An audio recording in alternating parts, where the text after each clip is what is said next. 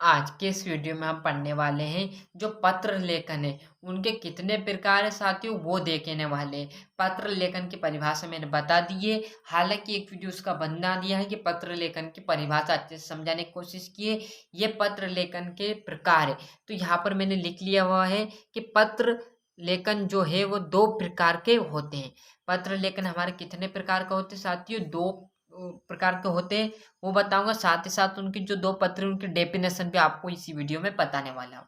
तो फटाफट देख लीजिए। जो पत्र लेखन है वो उनकी जो दो प्रकार है। पहला है अनौपचारिक पत्र, मतलब जिसे कहते हैं इनफॉर्मल। और दो आपका सेकंड है औपचारिक पत्र, जिसे कहते हैं फॉर्मल। क्लियर साथियों? यहाँ पर अनौपचारिक है पत्र है, ये औपचारिक पत्र है। तो अब दोनों को बता दिए। अब दोनों की यहाँ पर परिभाषा अच्छे से देख लीजिएगा। जो पहला आपका है, उसकी परिभाषा की ओर चलते हैं कि अनौपचारिक पत्र किसे कहते हैं। ये आपका अनौपचारिक पत्र की परिभाषा है। तो बिना देरी के मैंने लिख लिया है, अच्छे से समझाऊंगा।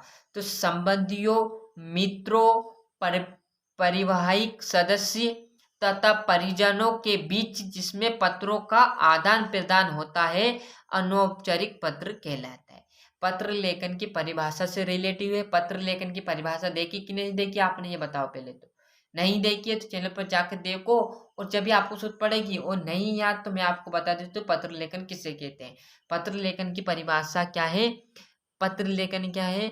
यदि कोई आपका यहाँ पर देख लीजिए क्या है आपकी यहाँ पर जो आपकी, ये देख लीजिए जो आपकी पत्र लेखन है उसकी परिभाषा क्या है कि यहाँ पर जो भी लिखित रूप से आप अपने भाव, अपने जो मन की भावना एवं विचार जो प्रकट करते हैं, वही आपका पत्र लेखन क्या कहलाता है। क्या है, एक और बार आपको रिपीट कर दूं कि पत्र लेखन क्या है? जिसमें आप लिखित रूप से अपने मन के भावना विचारों को प्रकट करते हैं, आपका पत्र लेखन कहलाती है। जैसे आपने आपकी पापा है, उनको आप यहाँ पर पढ़ रहे हो तो आपने पत्र लिखा होगा कि पापा मैं बहुत ही जल्दी आपको पास गर्मी की छुट्टी में आने वाला हूँ, मेरी क्लास जैसे ही ख़त्म हो जाएगी, मैं आपको बहुत मिस कर रहा हूँ।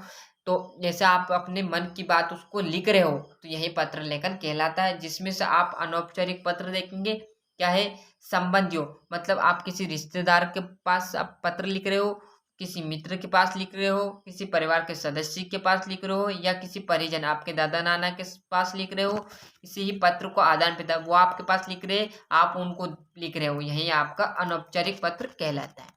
फिर एक और बार, संबंधियों, मित्रों, परिवाहिक सदस्य तथा परिजनों के बीच जिसमें पत्रों का आदान प्रदान होता है, अनौपचारिक पत्र कहलाता है। औपचारिक पत्र फिर किसे कहते हैं? औपचारिक पत्र है आपका प्रधानाचार्य, मतलब आप प्रधानाचार्य, संपदा, सरकारी कार्यालय आदि को लिखते हैं। मतलब आप जिसे भी यहाँ पर जो आपके रिश्तेदार घर को छोड़कर दूसरे को बारे में लिखते हैं, आप अपने स्कूल के बारे में लिखा होगा, स्कूल पर लिखा होगा, या किसी शिक्षक को लिखा होगा, या किसी अध्यापक को लिखा होगा, या सरकारी कार्यालय में आपने लिखा होगा, वो आपका औपचारिक पत्र कहलाएगा। देख लीजिए अच्छे से साथियों, ये किसके थे? पत्र लेखन के दो आपके यहाँ पर प्रकार है। मैंने उनकी परिभाषा भी है, क्योंकि आपको 2 नंबर में ये परिभाषा एक ही पूछ सकता है। ये अगर ये 2 नंबर में पूछ सकते हैं, इसलिए मैंने दोनों को बताई। और परिभाषा भी भैया 2 नंबर में पूछ सकती, कोई भरोसा नहीं। जिस बच्चों को 90 से ऊपर पढ़ना है वो सारी बातें डिटेल में पढ़ते चलिएगा, नहीं तो कोई बोल देगा सर इतना डिटेल में थोड़ी आएगा। भैया 2 नंबर में आपसे पूछ लेगा आपसे अनौपचारिक पत्र किसे कहते, फिर ये 2 नंबर में आ गए। फिर ऐसे ही जिस टॉपिक बच्चे रहते हैं वो ऐसे ही पढ़ते, भैया पूरा डिटेल में पढ़ना पड़ेगा। जब भी आपके नंबर आएंगे तो अच्छे से स्क्रीनशॉट ले लीजिए, और अच्छे से आपके जो प्रिंटेड नोट्स है उनमें अच्छे से उतार लीजिएगा। मिलते हैं इसके अगले वीडियो में, जब तक के लिए अच्छे से मेहनत करते रहिएगा और अच्छे से पढ़ने की कोशिश करने में जुट जाइएगा।